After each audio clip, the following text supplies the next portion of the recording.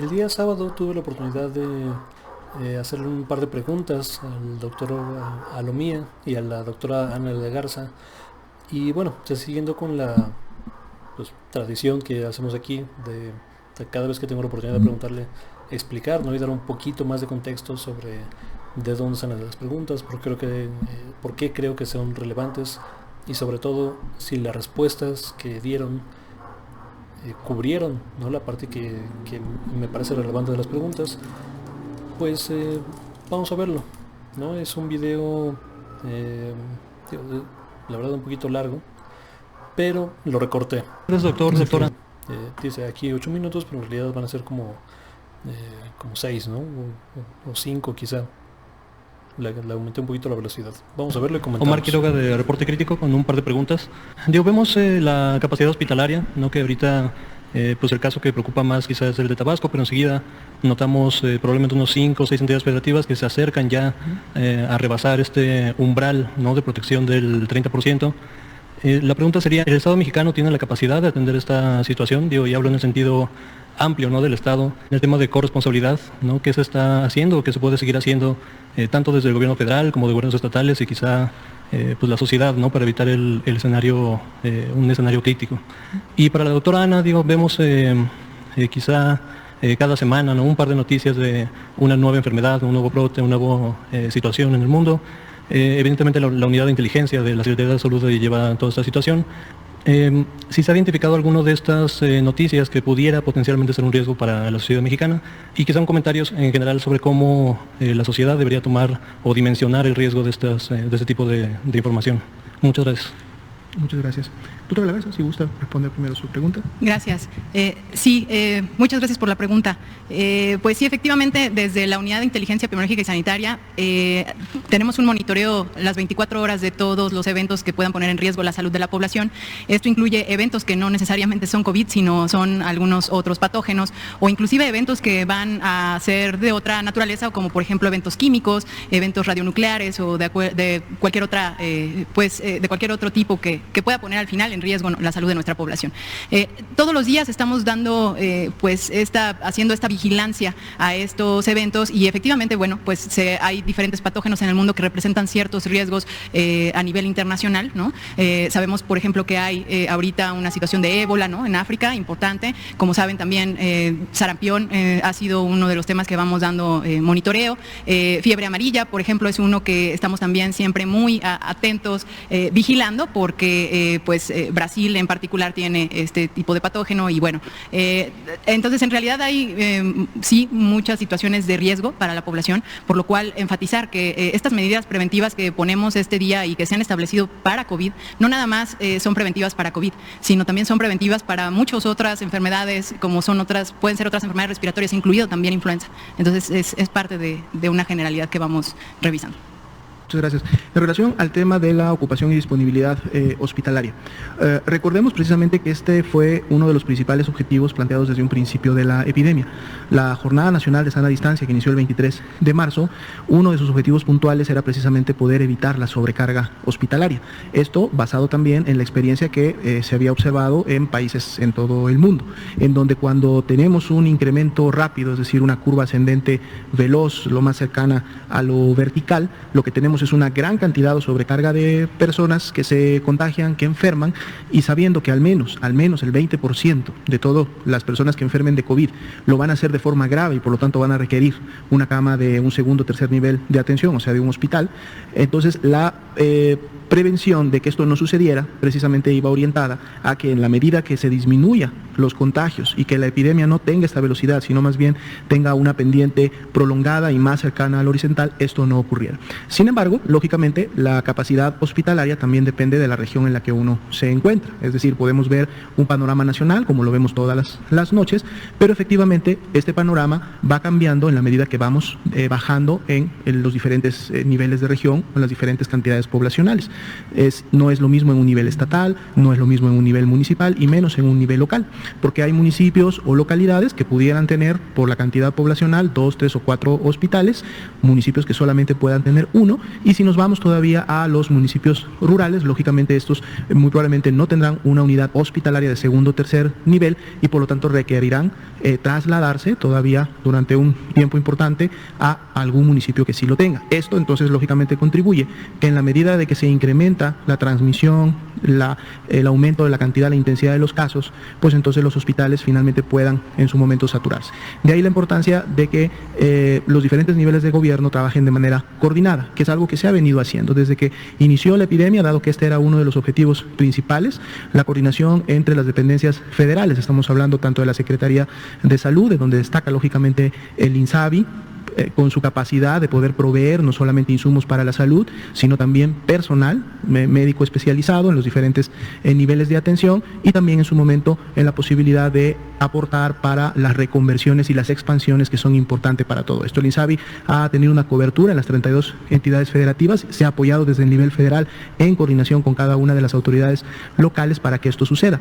Otras instituciones federales que de manera importante participan diariamente son precisamente el IMSS, el ISSSTE, Pemex. Muy importante la participación de la SEDENA y la CEMAR en estos procesos de reconversión, ya que ellos se encargan de distribuir recursos que tienen en entidades en donde a lo mejor tenemos muy baja ocupación o no hay un riesgo en las siguientes semanas de tener un incremento, una saturación. Inclusive se ha trabajado trasladando, ¿no?, todas estas capacidades a otros estados que la requieren para rápidamente reconvertir camas y tenerlas disponibles y estar siempre generando una nivelación de este nivel de seguridad. Esa es una de las razones por las que hasta el momento, al menos en el panorama general nacional, no hemos llegado al 100% de saturación en ningún estado. Y aquellos que han estado muy cerca, en su momento lo estuvo Guerrero, estamos viendo lógicamente a Tabasco, Quintana Roo en algún momento también se acercó, pero inmediatamente cuando el sistema detecta que esto está por suceder, más allá de la coordinación continua que se tiene, se incrementa la participación, se hace una focalización, se definen cuáles son los municipios que en su momento están teniendo ya una saturación o tienen el riesgo en los siguientes días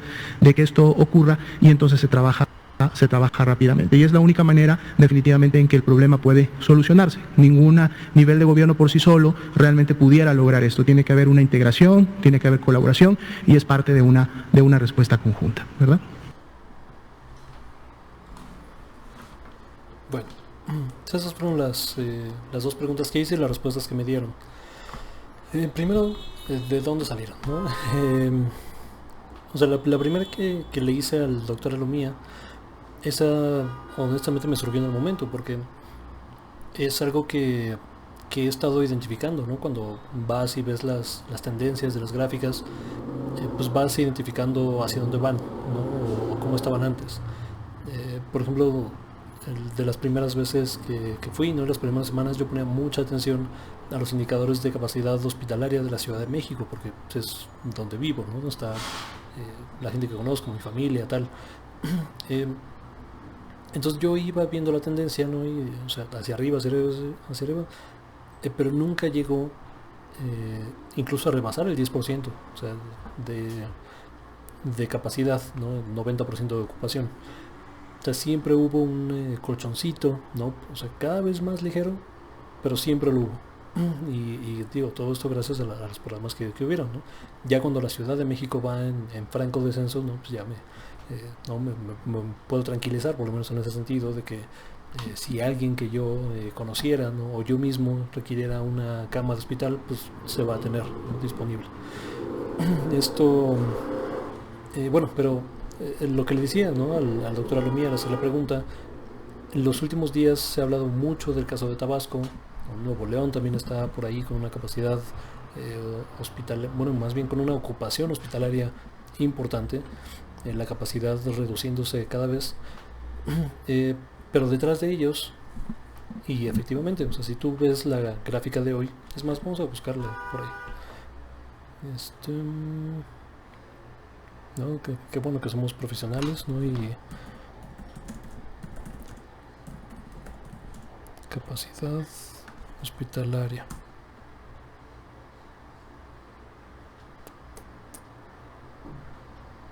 Pero no me sale en el sitio oficial, güey.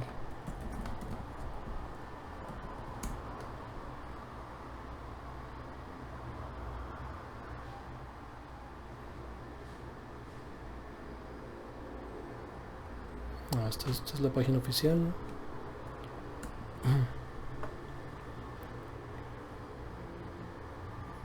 Que no está cargando, por cierto.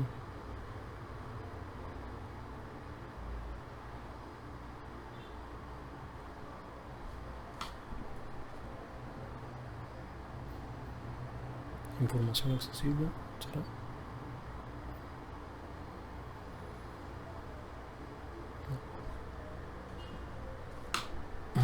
A ver si buscamos informe técnico.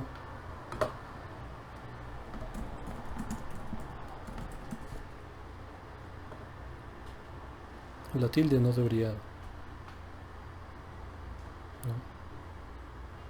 Pues no me da. Directorio de recomendaciones. Sitios de interés.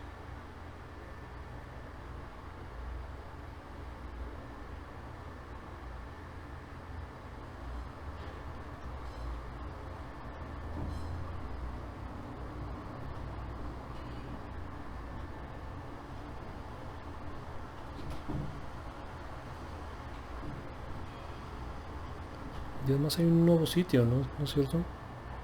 Donde se supone que están...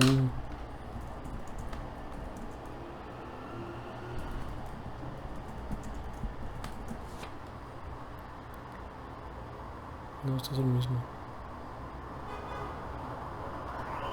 A ver, esperemos que en esta noticia esté el link del nuevo sitio. Sí. Sin nave.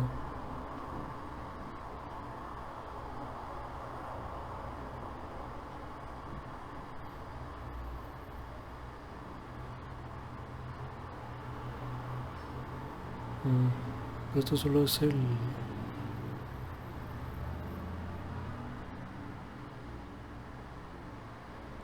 No está la capacidad, mano.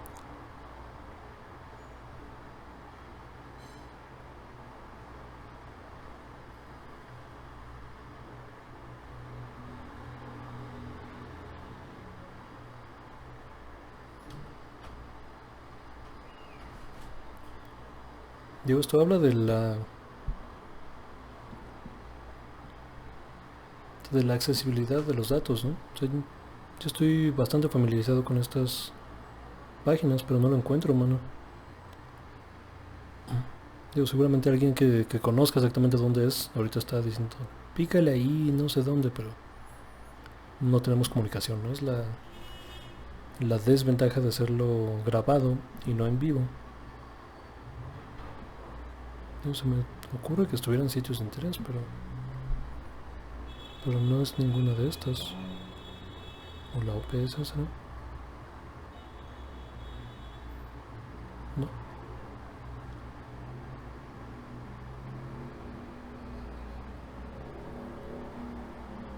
Unidad de Irapuato. No. Esas son preguntas frecuentes. Datos.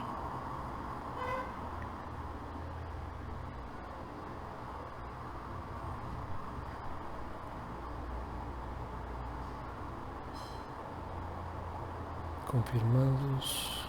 Riesgos. No, pero no está la capacidad, bueno.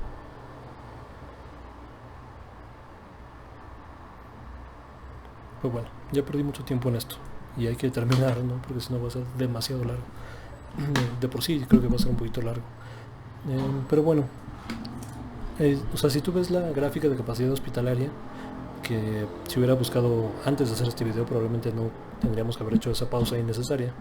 O sea, ves sí, Nuevo León y Tabasco como primeros lugares, pero hay unos 5 o 6 entidades federativas que están cerca de cruzar ese umbral de seguridad que el doctor Alomía ha definido como el 30%, y pues es preocupante, ¿no? Por el digamos, o sea, si se están trasladando recursos de un lado a otro para atender a los estados más críticos, que me parece una estrategia correcta en una federación. ¿Qué pasa cuando 5 o 6 entidades potencialmente tienen un momento crítico al mismo tiempo? O sea, ¿hay recursos para ello? Y ese fue el origen de la primera pregunta. La segunda pregunta me surgió también en el momento cuando tienes a una de la titular, ¿no? Entre otras cosas, la unidad de inteligencia de la Secretaría de Salud de riesgos epidemiológicos, pues preguntarle, ¿no? Porque esta tendencia que vemos en tiempos de coronavirus, que no siempre se veía antes de estos meses, ahora parece que cada semana, ¿no? O por lo menos, no sé, 2 veces por semana, leemos algún nuevo encabezado, ¿no? Surgió un nuevo brote de fiebre porcina, ¿no? O ébola, o una nueva enfermedad surge no sé dónde, ¿no? Identifica nuevo virus que potencialmente, o sea, entonces frecuentemente a partir del coronavirus y las implicaciones que ha tenido para toda la humanidad, hay una nueva y renovada preocupación, ¿no? De un lado legítima por las personas de saber, a ver, no todavía ni salimos de una y vamos a entrar a otra, y un interés por los medios de comunicación de generar clics a través de ¿no? de este tipo de estrategias, ¿no?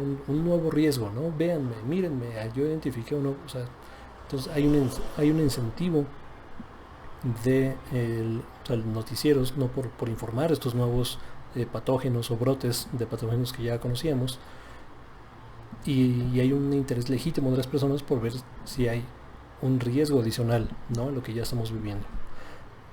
Entonces, se me ocurrió preguntarle cuál de estas, ¿no?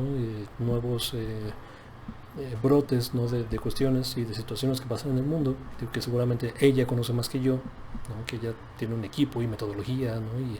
y un mapeo constante 24 horas, y yo solamente, ¿no? leo las fuentes que conozco y tengo mapeos, pero digamos no son ni tan rigurosos ni tan intensos, ¿no? Como los que hacen allá. Bueno, y la respuesta de la doctora, ¿no? Ana de la Garza, pues fue básicamente, pues sí, ¿no? Sí hay riesgos, o sea, yo honestamente esperaba que me diera una respuesta como más tranquilizadora, ¿no? Como de, pues sí, o sea, nosotros que hacemos el monitoreo de este tipo de cuestiones, vemos en todo el mundo, pero en realidad el riesgo de que exista un brote generalizado es poco, ¿no? Y no nos preocupemos tanto, o sea, yo esperaba que nos diera una respuesta más así, y no, o sea, en realidad dijo, no, pues sí, hay riesgos, o sea, y hay riesgos importantes, ¿no? Ella menciona el brote de ébola, ¿no? Que está en el centro de África, el sarampión, ¿no? Y la fiebre amarilla, que se da en Brasil, principalmente en la región nororiente de Brasil, pero ciertamente, ¿no? Existe allá.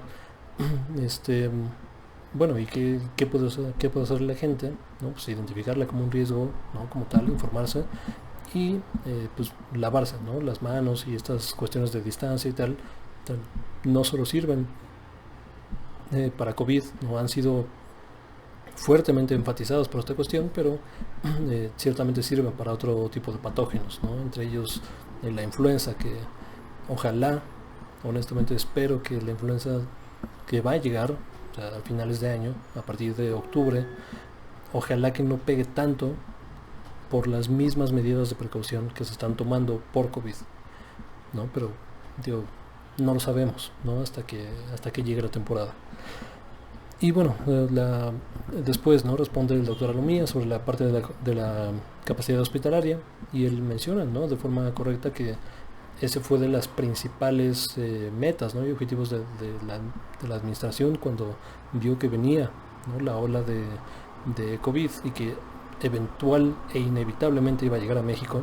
O sea, eso siempre se dijo y siempre se fue transparente al respecto.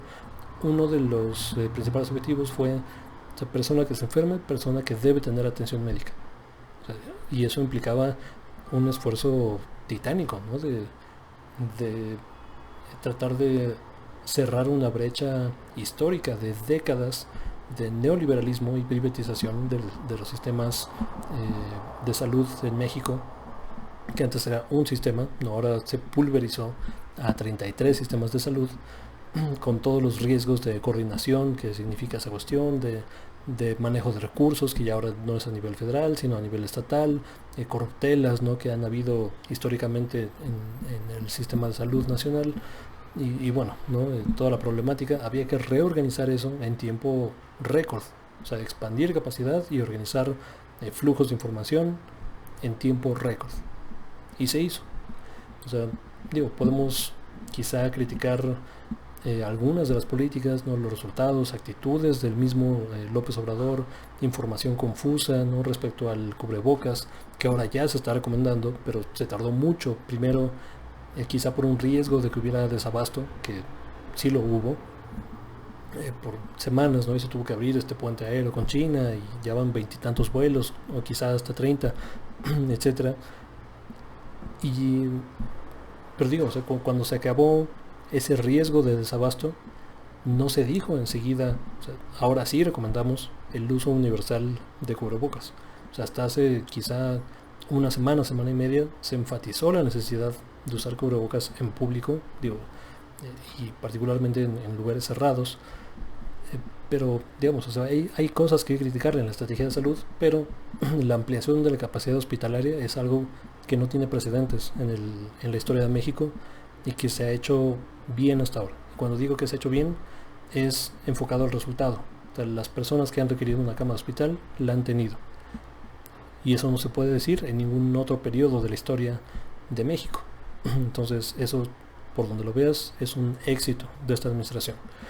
Y después sobre, o sea, qué se puede hacer, no, qué se puede seguir haciendo para evitar un escenario indeseable y crítico, pues dicen, ¿no? O sea, seguir trabajando en el INSABI, que ha sido esencial, y esto es otro éxito del gobierno actual.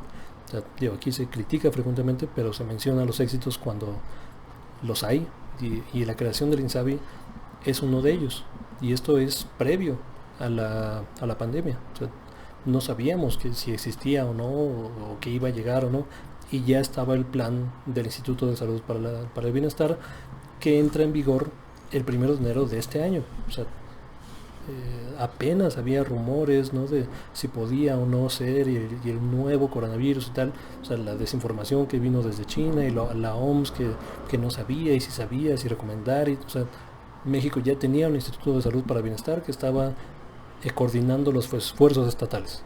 O sea, y eso hay que seguirlo haciendo, ¿no? Reconoce después, ¿no?, el trabajo del IMSS, del ISSSTE, de Pemex, de la Secretaría de Defensa como piezas fundamentales en la reconversión hospitalaria, y que seguirán haciendo, ¿no? El traslado de recursos para el sistema de integración, de información, de todos los esfuerzos que están haciendo, pues hay que seguirlos haciendo, y evidentemente él no lo menciona, pero yo añadiría que la sociedad tiene que poner de su parte, ¿no? O sea, esto no se puede domar, y el doctor Alomía lo menciona al final, por ningún orden de gobierno por sí mismo, ni por ningún poder ¿no?, ejecutivo, legislativo, judicial por sí mismo, ni por la sociedad por sí sola. Entonces, esto tiene que ser un esfuerzo conjunto, coordinado, ordenado, responsable. Hay algunas entidades federativas que están cooperando más que otras, ¿no? Hay algunas que están rayando en el autoritarismo y en el totalitarismo, pero así no es. O sea, tiene que ser un esfuerzo conjunto, coordinado, ordenado, del Estado mexicano, no en el sentido amplio: gobierno, territorio y población. O sea, todo el mundo tenemos que poner de nuestra parte para evitar escenarios críticos y salir de esta, ¿no? No hay de otra, y me quedo con ese mensaje. O sea, son tiempos de extrema solidaridad, porque cuando me cuido yo, o sea, cuido al resto de personas que están a mi alrededor. Y si todos empezamos ¿no?, o continuamos por esa línea, esto puede ser menos grave de lo que pudo haber sido, ¿no? O sea, de nuevo, ¿no?, hay que pensar en que las personas que ya han fallecido por esto rondan los 40,000, y o sea, cada uno es una persona, ¿no? Cada uno es una historia, pertenece a una familia, tenía sueños, ¿no?, tenía aspiraciones, tenía una vida, ¿no? Y o sea, hay que preservar tanto como podamos, y hay que poner todos de nuestra parte y todas para salir de esta. ¿no? Esto es algo que tiene muy pocos precedentes históricos. En la era moderna sí que es, ¿no? Es único en los últimos 50, 70 años. Y nada, o sea, solidaridad. O sea, cuidémonos todos, pongamos atención a información verdadera y sigamos compartiendo información verídica y actuando, o sea, por nosotros y por el resto de personas que amamos, ¿no? Y que queremos.